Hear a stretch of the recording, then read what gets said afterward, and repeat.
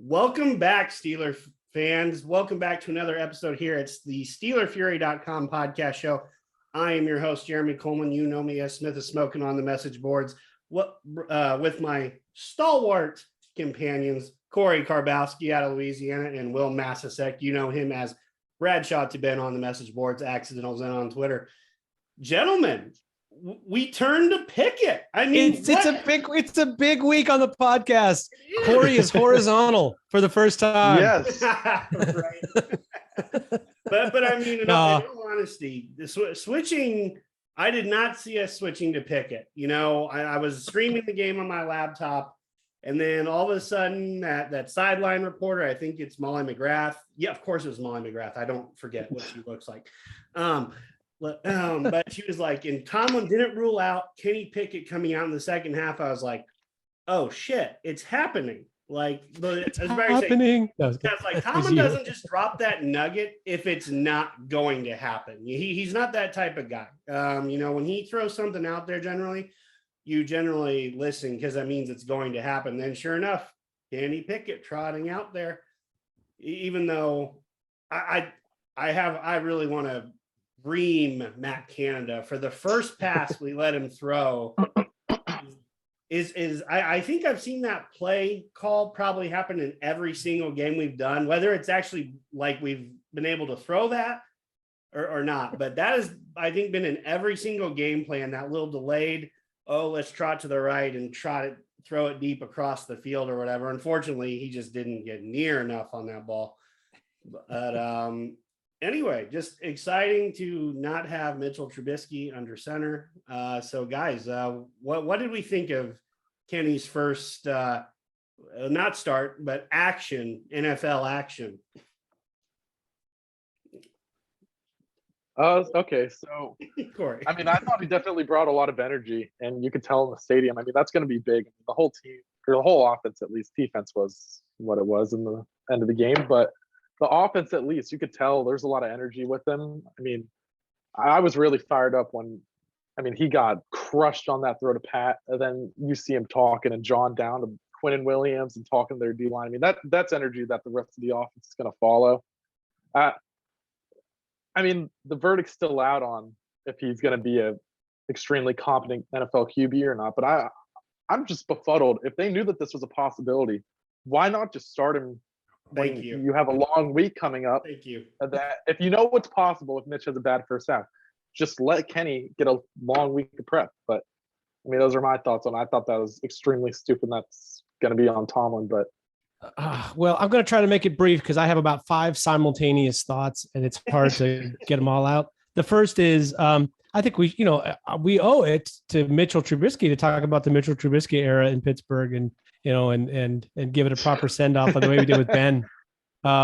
It's actually, it was not the shortest tenure. If anybody remembers Jim Miller's tenure as the starting quarterback in Pittsburgh, which was 1 game.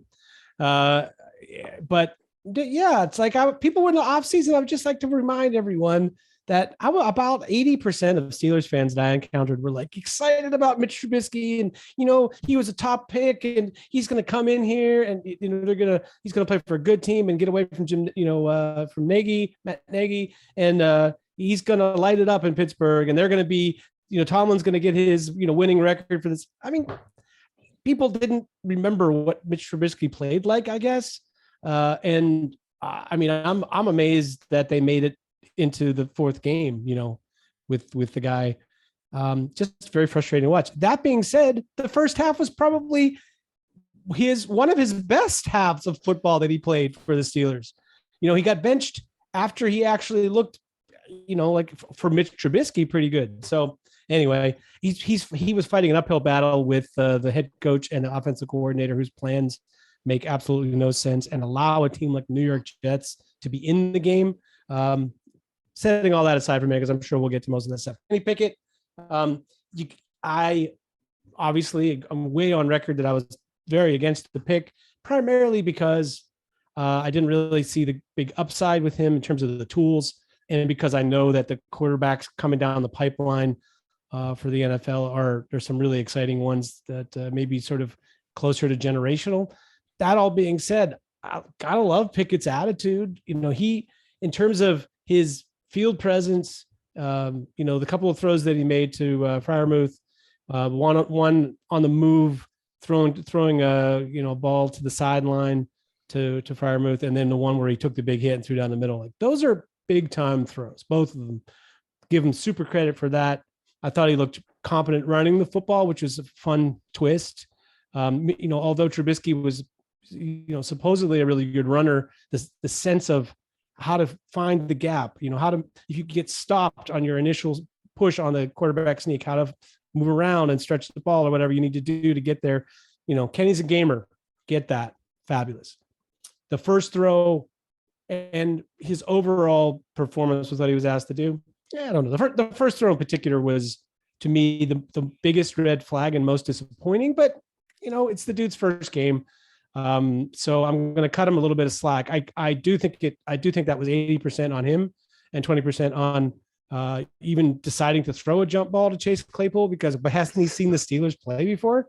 But that ball, if it's thrown, if you see the all 22 view, the end zone view, Claypool is just about to run by both safeties. The safety that ended up making the play on the ball was flat-footed and facing the quarterback, and Chase Claypool was running full speed away from him.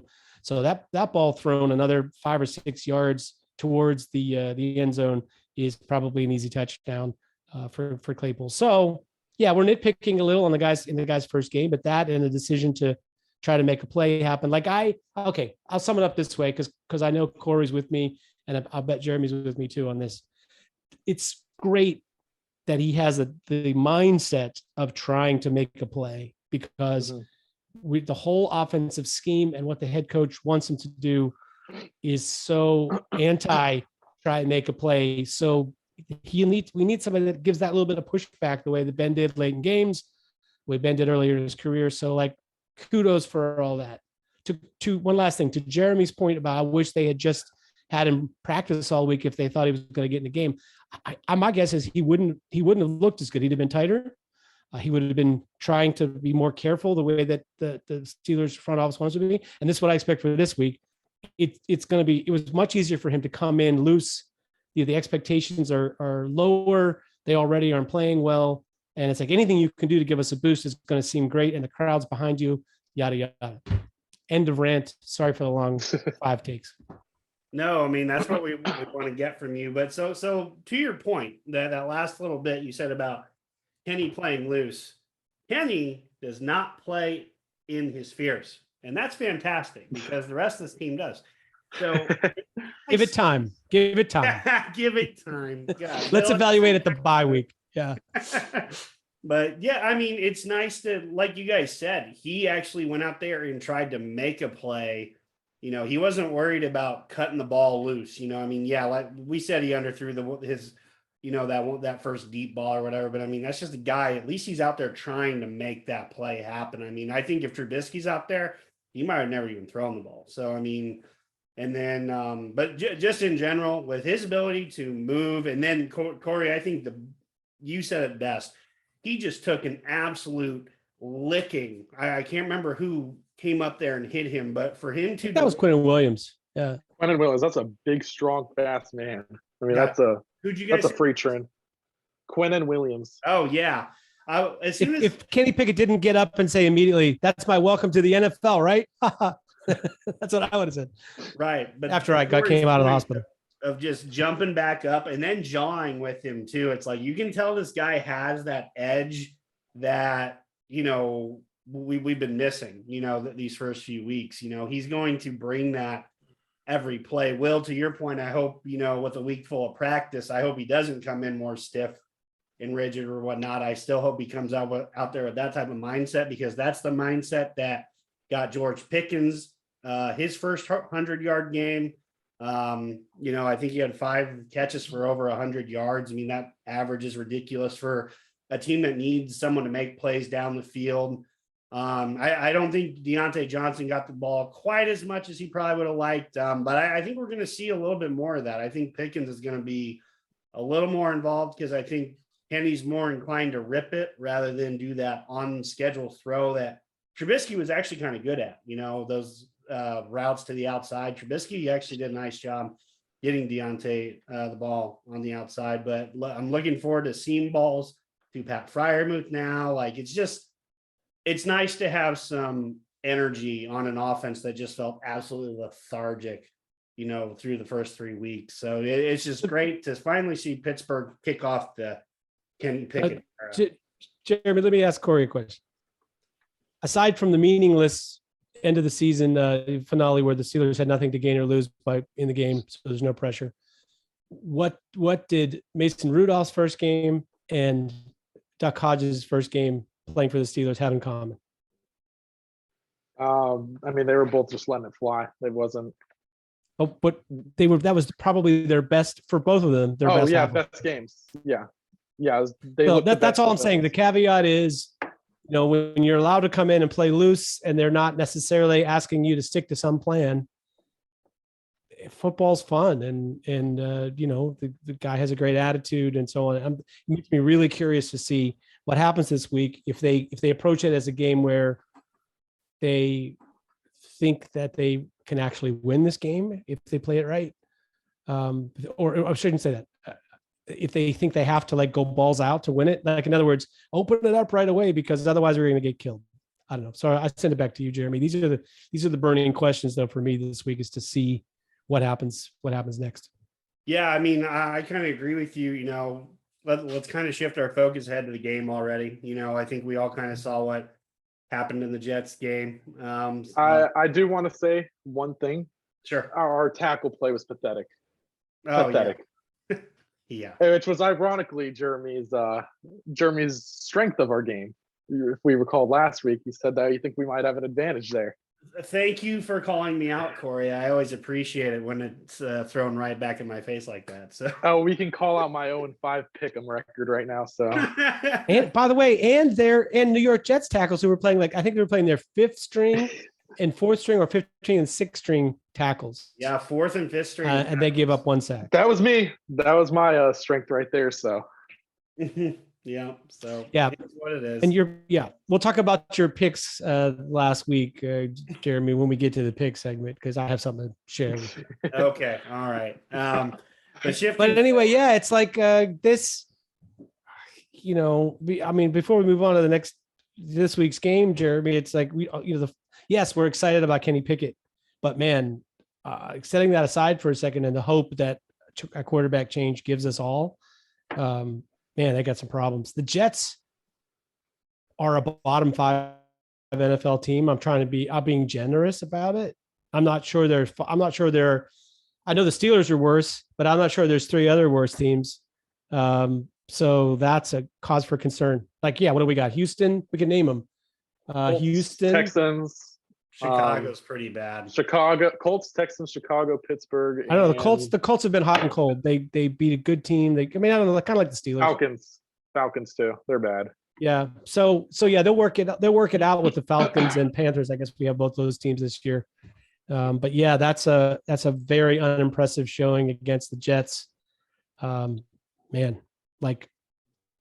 you don't have TJ Watt, fine. But you had your rookie quarterback came in, Minka made a play. The Steelers' best offensive weapons, Minka, Fitzpatrick, and Boswell with a 60-yard field goal at Heinz Field. And it's like you had the lead, and you're playing the Jets at home. What universe is that not a crushing loss? It doesn't make any sense, really.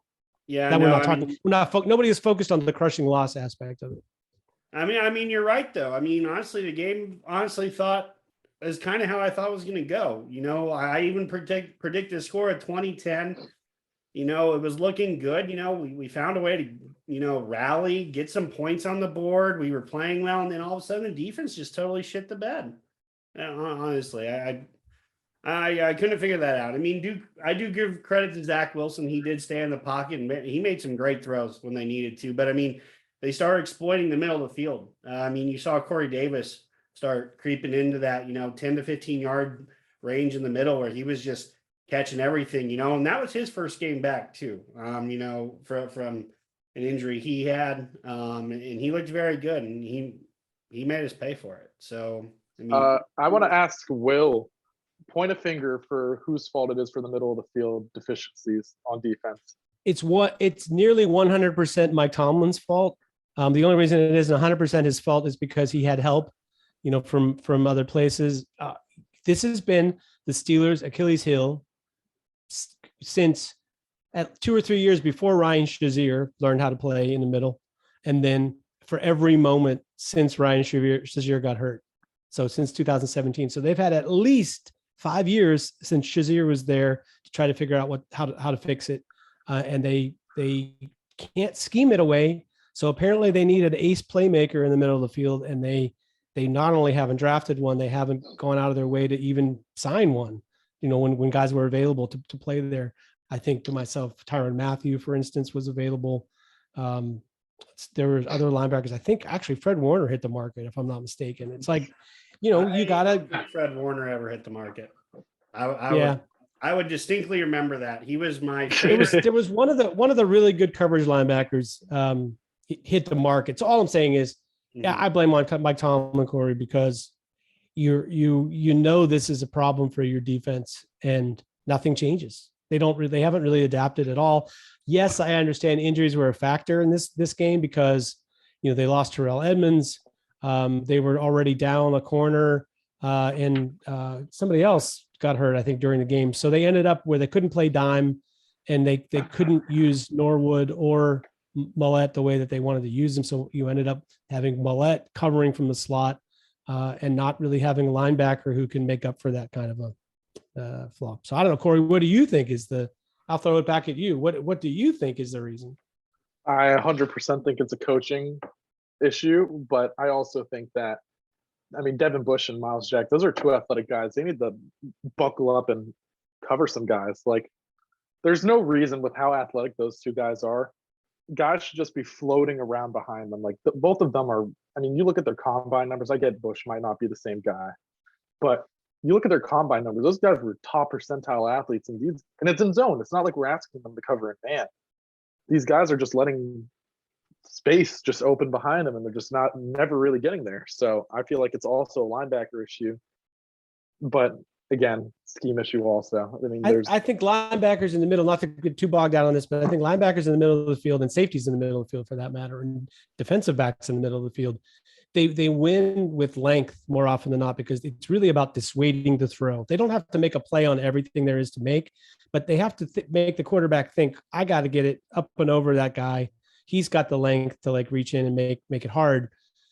And I think that's the problem. Like, we don't really favor that kind of linebacker. We favor these sort of stocky build guys who neither are really great run defenders nor great in pass coverage, but they're big. They're more solidly built. And I feel like we've traditionally passed on guys with some length. Shazier was at least had a little bit going for him more than these guys do. But that to me is like, yes, it's coaching primarily, but if you can't coach up guys like Devin Bush and Miles Jack, then you have to be able to draft them or sign them and understand that you need a guy like that. Yeah, no, I would agree. And let's face it, Arthur Maulet's been mostly a faster run defender at this point. We trot him out there on downs where we think we're going to be running the ball anyway. So, we know from the get-go that, Maulet leaves the field as soon as we ask him to cover someone. But like you said, because of injuries, we forced, the 5'9" Arthur Maulet to go try to cover someone where he's better known for special teams work. Let's face it. Jeremy, who not only let Mike Hilton go, who for 2 years before they let Mike Hilton go, refused to negotiate with him. If he wanted to sign a long-term deal and they refused to even take his call from his agent. They wouldn't even give him like a, slight bump from the minimum extended rights free agent contract.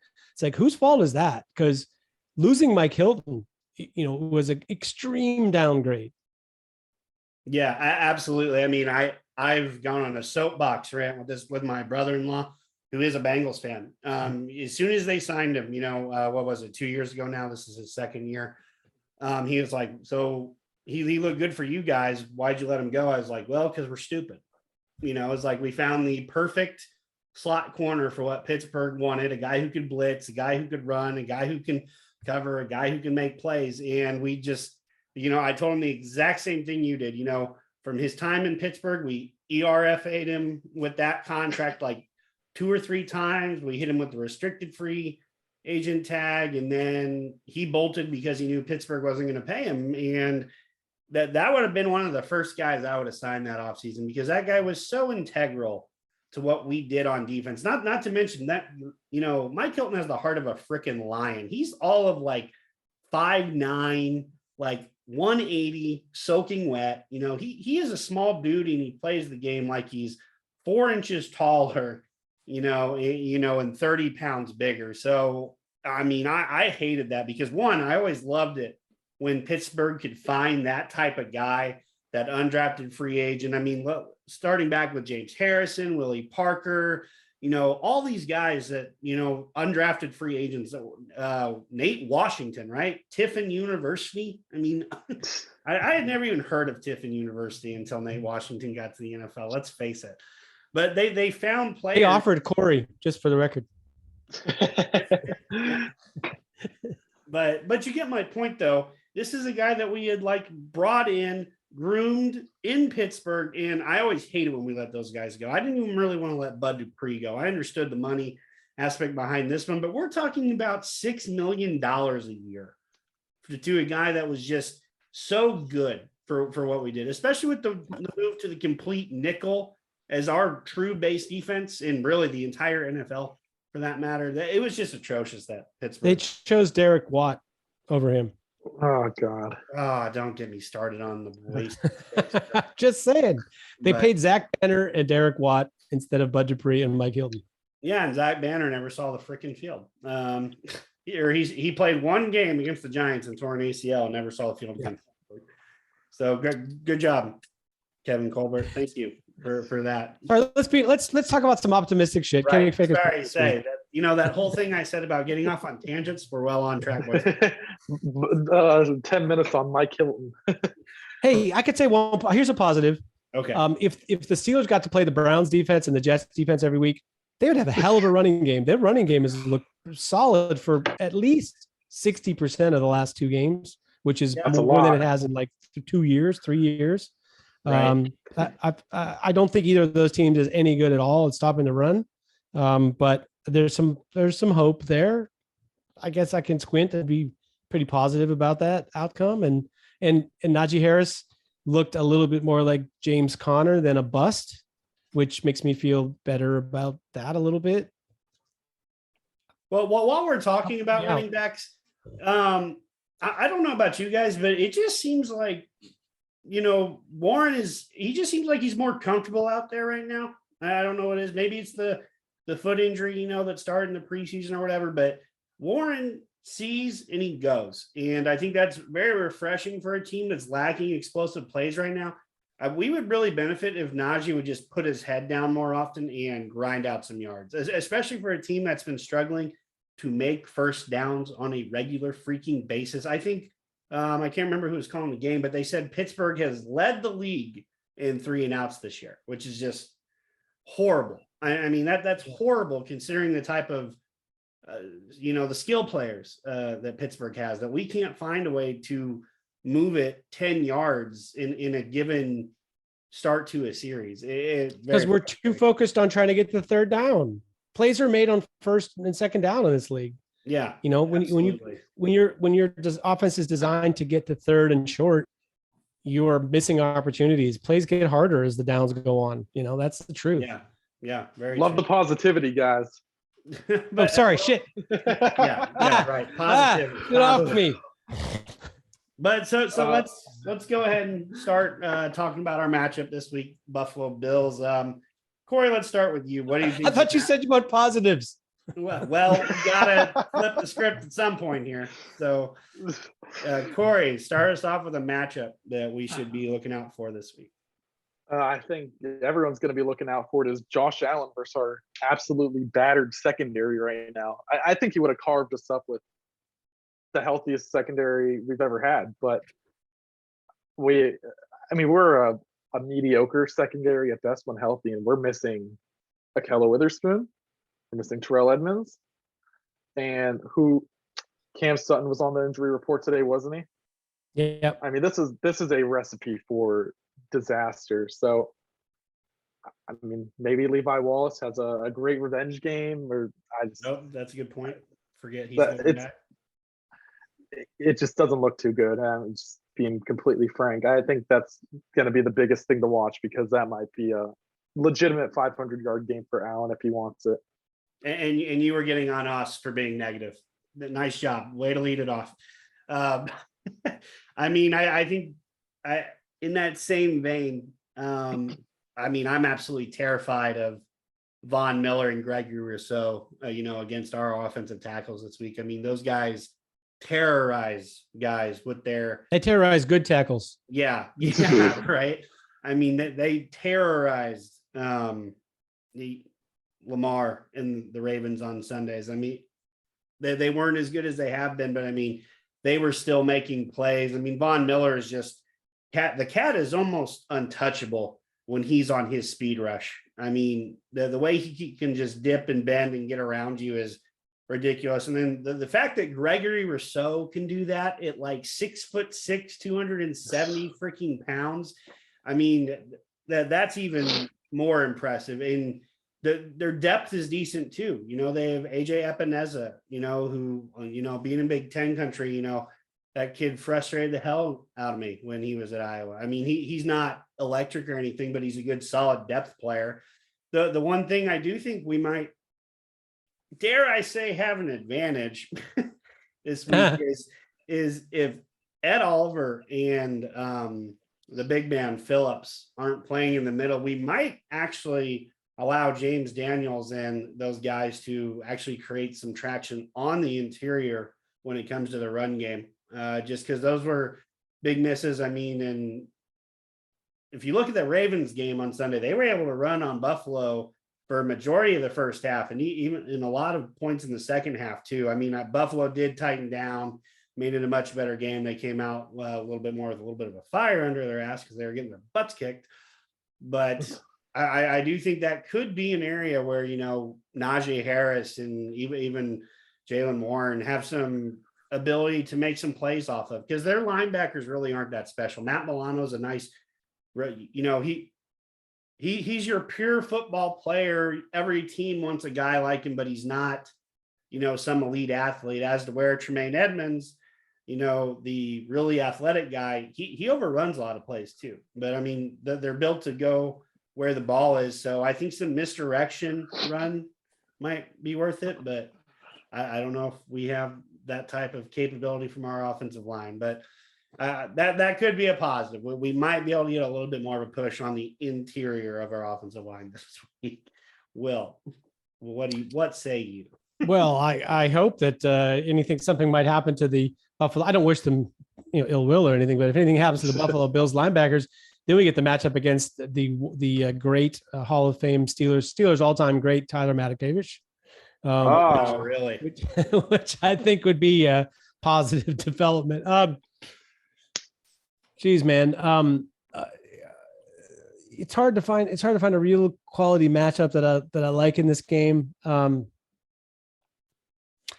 think that it's going to be very tough for the Pittsburgh Steelers to pass the football in this game, and they'll know that coming out, which means they're going to try to run it, and Buffalo will also know it, meaning they're probably going to sit on the run some. Do we know anything? Do we know for sure that Buffalo's interior defenders are out, or like who's in or out for this game? Not really. So I had to go off of last week's injury report. I went to buffalobills.com before we got started just to see if they had published anything, and I did not see anything yet as to participation this week, but I was going off of last week, and I'm just saying if those guys are out, we do have an ability there. I know Binford at corner was missing for them this week. That felt like Micah Hyde's out for the year now. He's been out. Jordan Poyer's also questionable. Yeah, Poyer's. Oh, he's in the concussion protocol, right? Right. No. Mm-hmm. Jordan Poyer just had the wind knocked out of him. Was it? Yeah. Okay. Gotcha. But it's McKenzie is the one that's in the concussion protocol. But yeah, as far as on defense, yeah. Ed Oliver, Jordan Phillips, Bedford, Poyer, Hyde, White, all questionable or out. Yeah, well, now Jamison Crowder landed on IR today too. So I mean, he's not going to be there either. So Oh, he did. Okay. The yeah, I kind of feel like, they're the interior guys that they have behind Phillips and Oliver are not too shabby. You got Daquan Jones and Tim Settle. They'll be all right. Brandon Bryant, but I do feel like that's where the matchup is. It's the interior of the Steelers offense. It's the interior of the Bills defense. Like, I'm not sure it favors the Steelers, but it'll be an interesting matchup to watch in this game. And also, I don't think the Bills are a team that's likely to just be like, well, we don't have any film on Kenny Pickett, so we're just going to play him straight and see what happens. I suspect that it's a really good coaching staff, that they will have some kind of a plan for Kenny Pickett to at least, okay, here's our first salvo at trying to make him do stuff that he's not as comfortable doing. If I had to guess, I'm guessing that's a lot of contain, that they're going to try to keep him in the pocket, because I feel like Pickett has made more plays on the move, escaping the pocket, than he has picked apart defenses standing in the pocket. And I mean, that's going back to last year at Pitt. So that interior, in terms of if they can keep the pocket from being collapsed, and they can get some work done in the run game, that could keep the Steelers, give them some more options on offense. I wouldn't be surprised if they don't run a single blitz. I think they will just let Greg Rousseau and Von Miller get after it on the edges. Tell them, don't fucking, my bad language, don't just hop inside. But I think they're going to drop people. They're going to make him sit back there. And I'm going to be honest, I was on the Pat Frymuth pick. That was a play where he really should have stepped up in the pocket. That wasn't a play where you should really be falling back and bailing. I think they're going to try and force him to go up and in. And That's I think they're just going to drop a lot of guys back and make him beat them with his arm. And I would say the one thing that Edmonds can do for them is spy. I think he's a pretty good choice for that, actually, because the one thing he can do, like his brother, is run, right? That might be the only thing he's good with. Like, Edmonds is not what people think he is. Edmonds is going to be a Pittsburgh Steeler when his contract up, isn't he? I mean, that's just like you're making a joke, but that's why we. I don't know about that. I mean, we didn't, after they draft Joey Porter first overall. Sorry, go ahead. I mean, we were pretty much ready to let Terrell walk this offseason, and then I don't even think Trey's on the roster right now, is he? I mean, if he is, he's No. back on it, the practice squad wise. But I mean, I think we're done with the Edmonds boys. But No, the Steelers need a middle. Are you kidding me? The Steelers need an inside linebacker, and Edmonds is an inside linebacker with connections to the Steelers. Every outlet in the world is going to assume that he's coming to Pittsburgh. I mean, the conspiracy theory. Well, I mean, wouldn't you rather have Edmonds over Bush? Yes. Yeah. Not by a lot, but you still have to pair him with somebody who's really good in pass coverage, which I don't know. Diane Let's not get too far into that. Yeah, let's not go down that lane. However, that it is fair to say though that the inside linebacker is one of the few position groups that the Bills have that isn't just staffed with sick depth that just makes you want to it just gives you envy to have their third string guy. It's about the only position I feel that way about on their team. I even like their rookie corners, and the Bills are loaded, man. Yeah, I agree. I mean, this is the best team and the best quarterback, and at least that much that the Steelers are going to face this year. So it's going to be a real test. Yeah, absolutely, for sure. I mean, I think the one area where, and I know we say we're a little worried about Josh Allen coming in and tearing us up, but I mean, they might not have Isaiah McKenzie. Jamison Crowder just went IR. Jake Kumaro, not very scary to me anyway. I mean, Stephon Diggs is real. I mean, and Gabe Davis really hasn't been the same since I think it was a foot injury after that week 1 game. He just hasn't looked the same. Just not as explosive or whatever. I mean, God forbid, as long as we contain Stephon Diggs, maybe we have a shot. I don't know. Shakir can do everything that Isaiah Shakir can. No, Shakir can don't get me replace. wrong. I was very high on Khalil Shakir coming out too, but I mean, he is a rookie. So it'll just be interesting to see, what they do. Maybe Dawson Knox gets a little more involved this week. Sometimes he's a forgotten piece in that Buffalo offense that can be a little bit of a mismatch on plays. But I mean, honestly, Jeremy, that Stephon Diggs and Josh Allen with just absolutely below average studs or guys around them could eviscerate the Steelers defense. They can do it on their own. I mean, I was trying to stay positive. It's the theme of the show. So I mean, there were times like the 2017 Steelers, nobody was stopping their offense except for themselves, right? So Right. This is on par. It isn't. They don't have quite the wide receiver depth, but like the guys at the top and their depth at running back, and they're this, the solid offensive line. It has a lot in common with Steelers offense in 2017. It's just, you're not going to keep them down for a whole game. So you have to figure out some way to score some points, which is why I say that, the other matchup that, if you want to talk about matchups that are really, I'm looking forward to in this game, not because I think I'm going to be happy with it, but because it's really important, is the coaching matchup in this game. Sean McDermott has pretty much taken Mike Tomlin's lunch money the last couple of times they've played. And I feel like this is a game where a coach can really show his stuff. It's like, you got a first-time starter that your team has energy with him in there, and you don't have TJ Watt, your best defender. Now would be the time to like pull out all the stops. This is the fake punt and the onside kick and the throwing the ball on first down, the stuff that is outrageous in Pittsburgh. But it's like, they gotta try. If they don't come out with the mindset of like really pulling out all the stops, and they think to themselves, we're just going to keep this game close and try to keep that offense off the field and win a close game late, they're fooling themselves. I'm going to be honest. I mean, I know, Will, you were talking about the passing game, but I think I like George Pickens and Deontay Johnson. I think more than any combination of corners they can throw at him. I mean, especially George Pickens. We saw those back shoulder fades. Dane Jackson, not a big guy. Teron Johnson, not a big guy. Christian Benford, not a big guy. Like these guys they have a smaller cornerback unit, which, I mean, they're going to run zone, but they match the stuff up to 10, 15 yards, which is that range for back shoulder fades. I think the Steelers might actually, I think they'll be able to get open at times. I mean, I'm not going to talk about Chase Claypool, but I think Deontay and Pickens will be able to get open at times. And will we have the time to throw it? I don't know. How much can Packett involved? I don't know. But I think those two guys can get open enough for there to be shots taken. I don't know. I love Christian Benford, and I think he's on the level of where George Pickens is at right now. I think Benford, though, is a matchup for Deontay Johnson.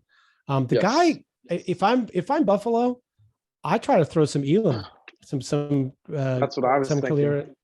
Elam against George, and roll a safety that way too. But it's like, if you put a longer corner on him and you're going to commit safety to him, then that's going to be very tough. Here's another factor, guys. I don't know if you've seen the weather forecast. The latest weather forecast that I saw in Buffalo is like 25-mile-an-hour sustained winds with gusts upward to like 40. Wow. So when you're Josh Allen, you're at an advantage against any opposing offense that comes in there, because you can throw the ball in Wyoming bad weather, which is, Buffalo bad weather is nothing compared to that.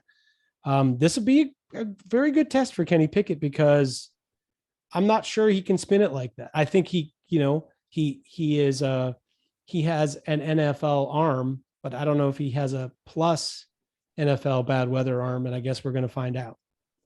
Bet the over on Zach Moss rushing yards then. Yeah. I think they won't. It doesn't really seem to deter Josh Allen, and as long as there's the threat of the pass, him running, buys you wide open receivers, because you can't both keep him contained and cover everybody.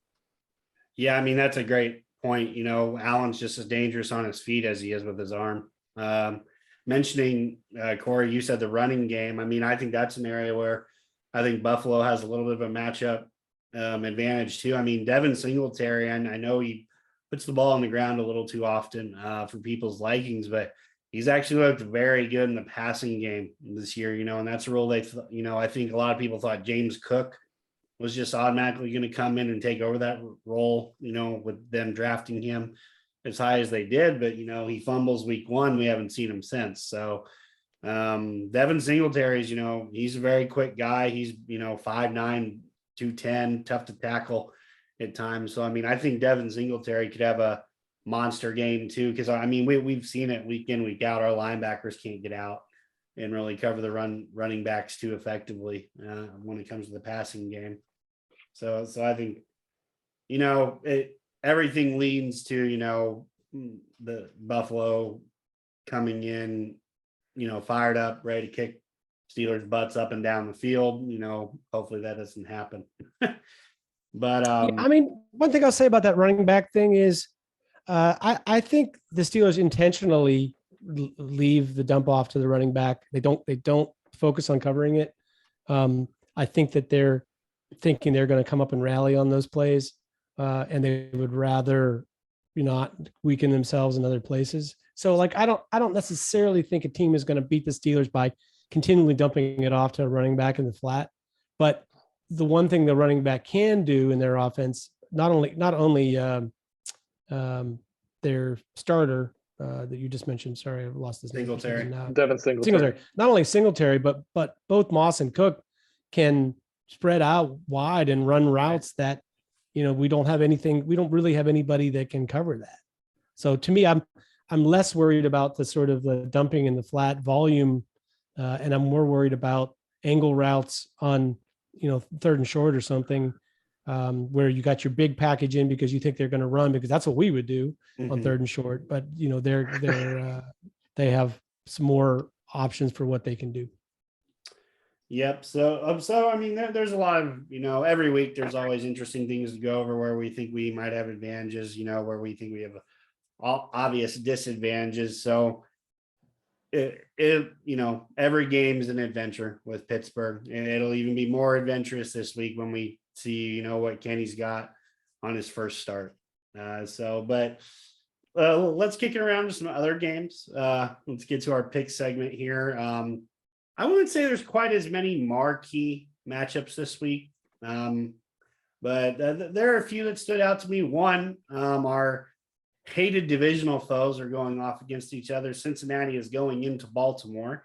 Baltimore is favored by 3. Let's start off with you this week, Corey. What do you think of this game? I think I like Baltimore in this game, and I think it's going to be a tight game. I don't think Baltimore's been playing their best football, but I don't think Cincinnati has either. I think that's one of the things. The AFC North has not looked very strong. So I'm thinking, I think Mark Andrews have a big bounce back week, really rough week last week. Bills are a good football team. So I think they're going to bounce back, and I think 5-point win, 6-point win. Divisional games are always tough, but I think the Ravens cover. Gotcha. Well, Logan Wilson is the difference in this game. He is maybe the one guy in the division who matches up well with all that, the stuff that Lamar Jackson likes to do, which is throw the ball in the middle of the field to tight ends. And also run sideline to sideline against their run game. So as long as he doesn't get hurt in this game, I think Cincinnati can keep them down. My fear is that Cincinnati, not a very good running team. And I do think that's, you soften up Baltimore with the body blows, and then you attack them downfield. So I'm not sure it's a high scoring game, but I'll take the Bengals are getting points, right? Is that what you said? Yeah. Baltimore's favored by 3, Yeah. So I'll take Cincinnati in the 3. By the way, Corey, how many out of the 16 NFL games this week, how many did you get right? Probably not a lot. No, you did all right. Did I do all right? Yeah. I've been abysmal this year. I think this week was probably my best, but it's been rough. I think it actually was your best week this week. Here, I'll tell you. Because we have by the way, Jeremy, you're not out of it, because even though you haven't picked for a couple of weeks, it's only about the percentages that you get right. So you got to get back in there now. It might be. He still might have a total higher than mine. Corey Kowalski is right now 45% on the year, 45.31. Sorry, I didn't mean to cheat you out of that. But you did Thank get you. 11 right this week. So congratulations. Almost as good as my 13-3. A broken clock is right twice a day. You know what they say. Yeah, 13-3. I'm the currently the leader somehow. Don't ask me. 60.42%. That's like almost enough to like break even if you're betting. So I think we picked the games though. I mean, we picked that game. Go ahead, Jeremy. Give us something. Yeah. Oh, you haven't picked it. I'd already say it. So I'm kind of on board with you, Will. I think Cincinnati has some pieces to make that Baltimore defense kind of stretch out a little bit more than they like to. And, we've seen it. We even saw it this past week when they came out playing really well, but when it counted down the stretch again, they gave up plays. And I just think, since I know Cincinnati's going to Baltimore, and I know that's why Baltimore's probably favored, but I just think there's more complexity to their passing game. And I think that's what really stresses Baltimore's defense out. So I like Cincinnati to cover. I still think Baltimore ends up winning. I do in the end game just because what they can do on the ground. And then honestly, J.K. Dobbins looked very good for them last week, coming off his ACL that he tore last year. He looked refreshed, ready to run, got a score in both the run and on the ground and through the air. So I like Baltimore to win, but I do like Cincinnati to cover. So let's go over to the NFC. I'd say probably the matchup of the week NFC wise is probably Dallas heading out to California to take on the Rams after another very disappointing performance by the Rams, as where San Fran told them that they are the little brother and just kind of beat them up all over the field outside of letting Cooper Kupp go off like usual. So Will, let's start with you. What do you think of this? Dallas heading to the Rams. Right now, the Rams are 4.5-point favorites. Yeah, it's the Rams got to have this game. They've been sort of floundering a little bit. I'm not really convinced Dallas is all that good. I actually, as you can look up, if you look back at my draft rankings, when Cooper Rush came out, I had him very high in that quarter. I didn't think much of that quarterback class overall, but I had him third or fourth in my rankings, and most people had him 12th or 12 to 15 or whatever. But I felt like he could play a little bit, despite the fact that he was a ginger. But I'm not sure if he's going to go 5-0 as a Cowboys starter playing against. He's there's four. a chance that comes back. Yeah, they said he can't. Yet. They said he still can, as of today. Said he still can't grip the ball well enough to come back, but soon. He's healing, but not quite ready to grip the ball is what I heard. Whether that's true or not, I couldn't tell you, but yeah, so I'll take the Rams. Just Cooper Rush is due to have a little bit of an off game, especially when Aaron Donald is doing Aaron Donald things. And I just feel like the Rams need to get it together a little bit, and they probably will. Gotcha. Corey, what do you say, bud? I think I'm with Will here. I think I'm going the Rams. I like the Cowboys roster a lot, but I think this is kind of at the point with the Rams where they need to win. And I think after whatever that showing was last game against the 49ers, I think they need to have a bounce back game. And they have to. That's really what it is. They have got Dallas coming at home. I think this is a must win. How many points did Dallas get? They're getting 4.5. I think it's a 3-point game. I think Dallas covers that, but I think the Rams still win.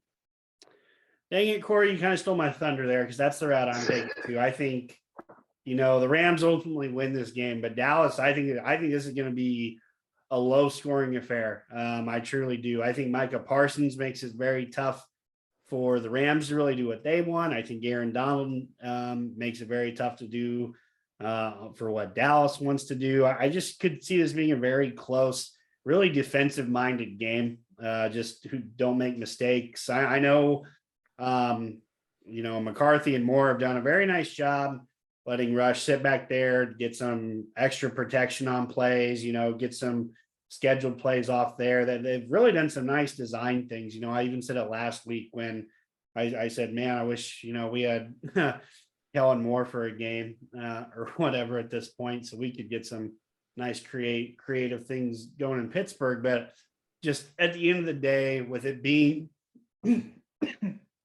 excuse me. But just a quick thing while you get your throat cleared.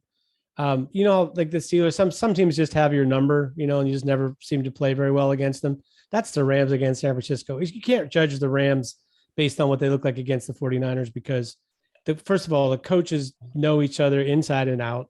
It's a division rivalry, and 49ers have won like 5 in a row or something. So, it's just not a good matchup for them. Sorry, go ahead. Yeah, I'll give you that. Thanks for that. I don't know why I lost my voice there so quickly, but yeah. You were about to say something positive. That's why. Oh, that's right. Yeah, we can't do that on this show. So, but yeah, I just think the Rams have the recipe this week. So another thing is, would they throw the ball to Allen Robinson already? I know it's the Cooper Cup show, but for the love of God, I mean, you signed this guy to a big deal this offseason, and yeah, he might be ginger, he's like the neglected stepchild right now. I mean, it's ridiculous that they've done so little to get a guy they're paying like a ridiculous amount of money, absolutely no balls thrown his way. I think that's probably one of the biggest mysteries so far of this Ram teams is like, I know you got to feed Cooper Cup, but I mean, come on, you got to throw the ball to other people too. So they have a pathetic run game. That's one thing. That's one, as creative as McVay is with schemes, there's no reason their running game should be as bad as it's been. Yeah, nope. I agree. It's from the Shanahan tree. They should be able to run with anybody. They have good backs. Yeah, I mean, they have a nice stable. Free Jake Funk. That's what they need. I'm dead serious. Yeah, that guy needs to get 5 touches a game, and let's see what happens. Yeah, I mean, the up and down with Cam Akers and Henderson, I mean, you would think you'd try pull something out of the books here. I mean, at least Funk's got some, power, some juice, speed. Yeah, I mean, some power, some speed, some, like you said, some juice. But yeah, so as much as I don't want to pick the Rams to win, I think they're going to win, but Dallas is going to cover. I think 4.5 is a little generous. So, and this is the other thing this week. There's not really many other games that really stick out to me as like great games this week. Maybe that's just me. Maybe the Chargers at Cleveland. Well, let's go Chargers at Cleveland. Well, what do you guys think about Chargers at Cleveland? Corey, we'll start off with you. I think the Chargers beat the brakes off Cleveland. What's the spread on that? Let's see. Chargers favored by 3 right now. I'm gonna go cover. That seems a little. Is there something I'm missing? Like, I mean, the one thing, the Chargers are going to be without Bosa here for another 3 weeks. He's on short-term IR. I can't. I think I know Allen's not playing still. I think if Justin Herbert's playing, I think they win by probably double digits. I mean, we watched the Cleveland game as Steelers fans. They aren't very good. They beat us. So right. Yeah. So that's true. So taking the Chargers to winning cover there. Yeah, I think so. Okay, Will. Well, I mean, it's one of those lines that makes you think, like you said, what am I missing? The one thing I know about the Chargers, if I'm not mistaken, I'm looking it up right now to see. I think they're not a very good run defense, which is something that they let Dameon Pierce go off this past week. He had like, I think, a 60 or a 70-yard run for a touchdown this past week. I mean, I'm a fantasy owner of Dameon Pierce, so I know this. So, but, I mean, Football Outsiders has him as the 11th worst.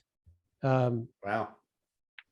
Rushing defense. I just feel like that's a sort of a hidden factor in games like this that you think, oh, that's one team's got a great quarterback, the other one's playing their backup.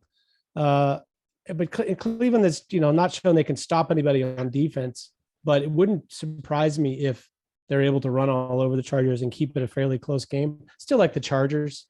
I know, like what's the number again? Chargers by 3. I mean, Yeah, so I think the Chargers to give 3, but I don't think it's a blowout. Cleveland's running game is freaking good, man. Yeah, Will. I mean, that honestly, that's the route I was going to go. You've got Nick Chubb, who's playing great football right now. You've got an offensive line that's giving him tons of room to run. And even when they're not, Chubb finds a way to, make a little cut that you don't see a guy at his size making, and just dominating, and then there's Kareem Hunt. David Njoku is becoming more involved in the passing game here. In Cleveland had a very close game. I think it was with Arizona this past weekend.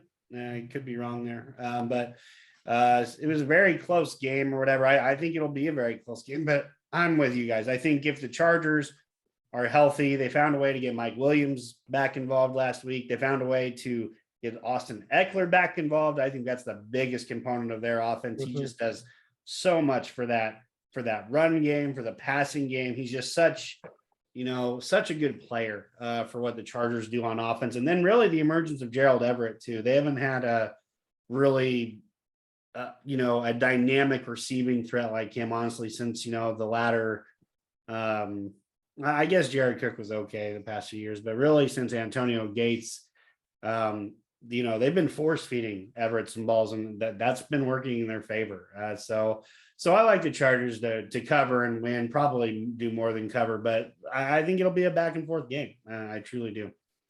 So with that being said, we could talk about a few other matchups, but I just feel like we should dive right into our 5-star matchup since we've already talked about our matchups with that game.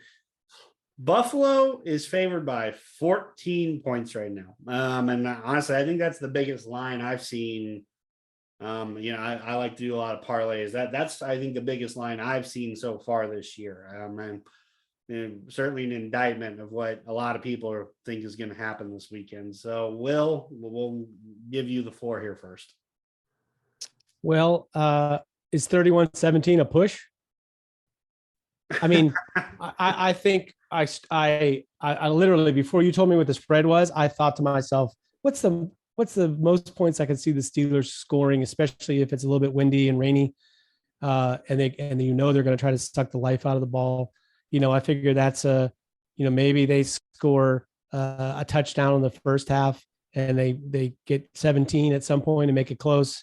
And then Buffalo runs away from them. And how many points do I think Buffalo can score against this defense without TJ Watt?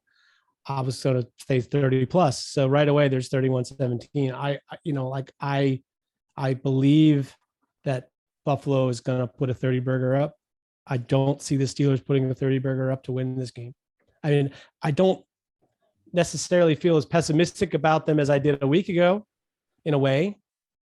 There's at least some hope that this, like the difference in quarterback, if it's enough, and they let him play, they take the reins off him a little bit and let him play free.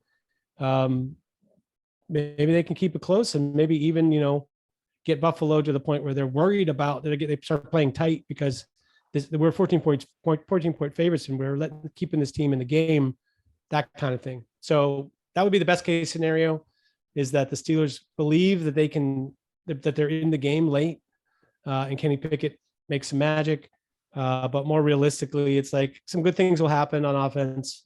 I don't think they'll be able to run it the way they have the last 2 weeks. I think they're going to have a lot of problems throwing it, especially on the outside, which they love to do. But that plays into the strength of Buffalo. And even without Jordan Poyer, I'm not sure there's a big weakness there in Buffalo's pass defense. They look pretty freaking good last week. So I'll make it 34-17, the Bills to win and cover. Gotcha. Corey. I think I'm going 31-21. I was laughed when Will said 31 just because that's the number I'd stuck in my mind too. I think there's going to be offensive flashes. I think this is a great reason why it would have been at least more ideal to start Kenny Pickett against the Jets, because if you're going to put him in at halftime, now he's opening up against the Buffalo Bills, and it doesn't get much better after this. I think he's going to show flashes again. I don't think he's going to throw 3 interceptions, but some balls are going to hit the ground this time, especially if there's going to be the wind. I don't think we'll be able to run the ball. I don't think we'll be able to really pressure Josh Allen. I think he's going to be able to kind of pick us apart. But I think it'll be one of those more kind of slow burns where we're just getting pieced apart 12, 15 yards over the middle of the field more than specifically splash plays.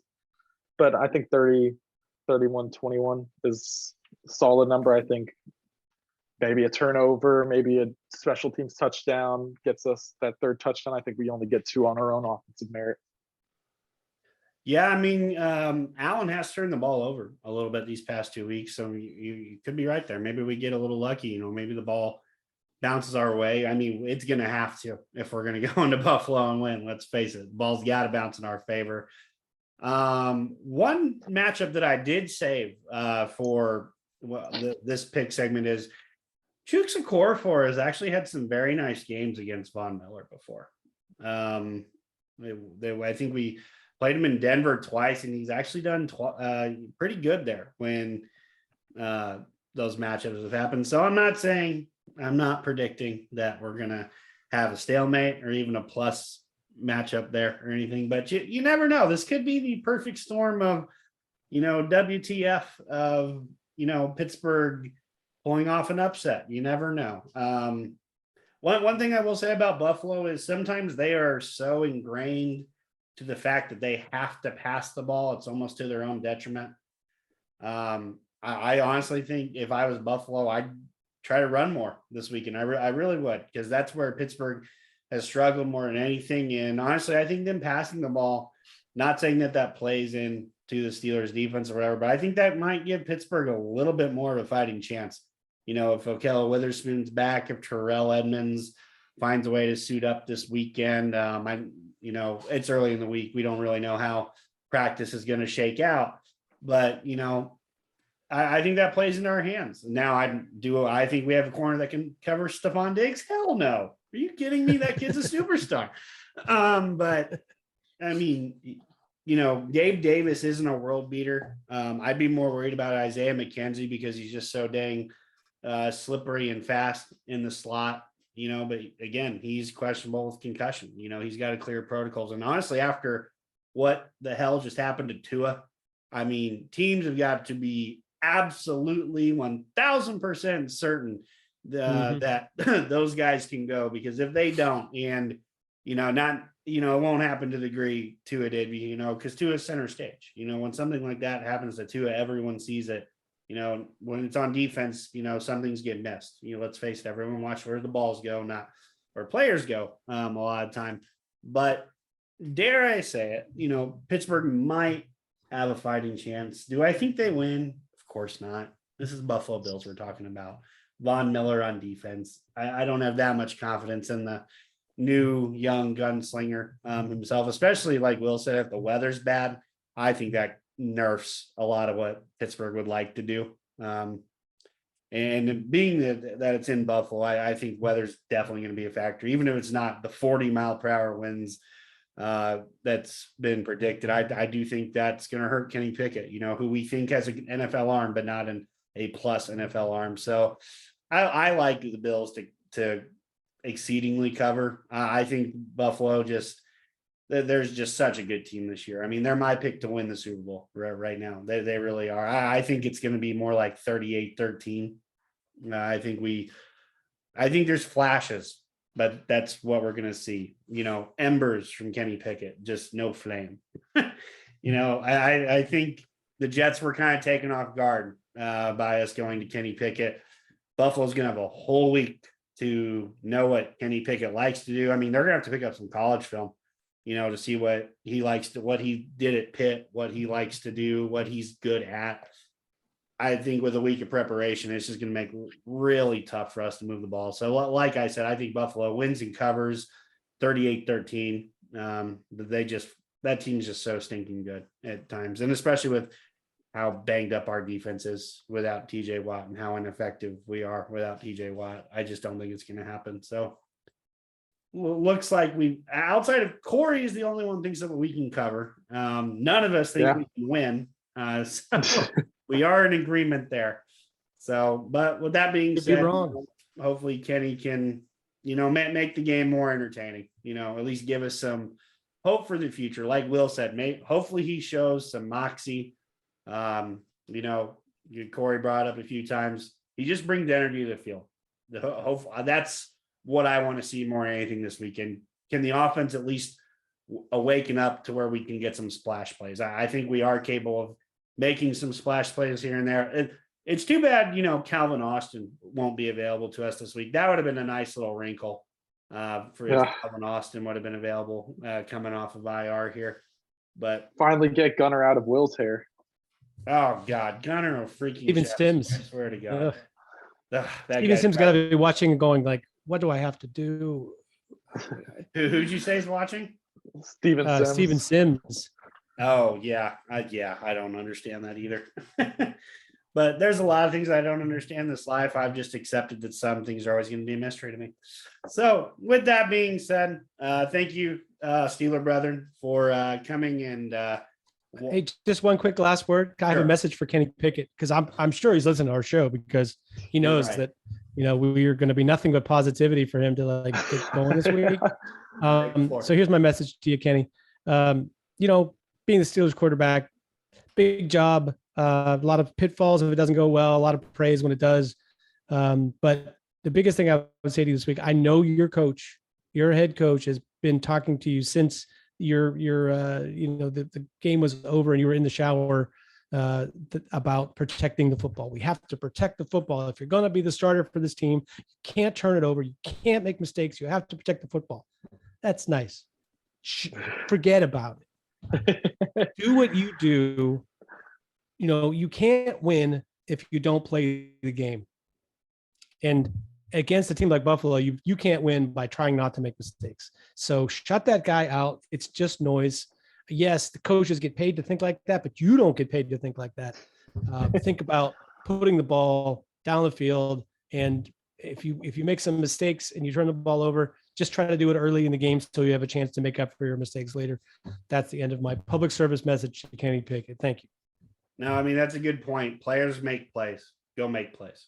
So with that being said, I am your host, Jeremy Coleman. Thank you again for tuning into another episode here at the SteelerFury.com podcast show.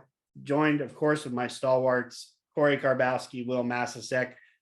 Go Steelers. Hopefully we can get a semi-good performance in this weekend and make it a little more tolerable since it's going to be on national television this week. So we're going to hear about it if we don't. So, all right.